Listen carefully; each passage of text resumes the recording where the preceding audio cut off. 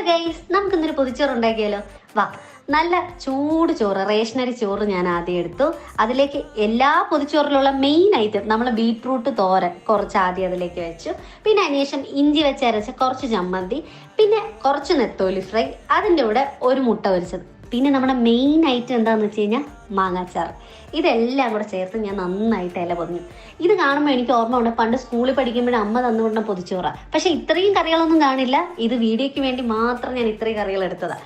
അപ്പോൾ ഉച്ച സമയമായി. ഇതെല്ലാം മടക്കി വെച്ചതിന് ശേഷം ഒരു 1.5 മണിക്കൂർ കഴിഞ്ഞ് ഞാൻ ഇതൊന്ന് ഓപ്പൺ ചെയ്തു. ഓപ്പൺ ചെയ്തപ്പോൾ നമ്മൾ പണ്ട് സ്കൂളിൽ ബെല്ലടിക്കുമ്പോൾ ക്ലാസ് റൂമിൽ കിട്ടുന്ന ഒരു മണമില്ലേ, അതേ മണമാണ് എനിക്ക് ഫീലായത്. അതെ, പൊതിച്ചോറ് തുറക്കുമ്പോൾ പ്രത്യേകിച്ചൊരു മണം കിട്ടും. അപ്പോൾ ഇതെല്ലാം കൂടി മാറ്റി വെച്ച് ഞാൻ ആദ്യം എന്ത് ചെയ്തു, കുറച്ച് ചമ്മന്തിയും ബീട്രൂട്ട് തോരനും അതുപോലെ മാങ്ങാച്ചാറും നെത്തോലി ഫ്രൈയും മുട്ട പൊരിച്ചതും എല്ലാം കൂടി ചേർത്ത് ആദ്യത്തെ ഉരുള ആർക്കാ? ഇതാ നിങ്ങൾക്ക് തന്നെയാ.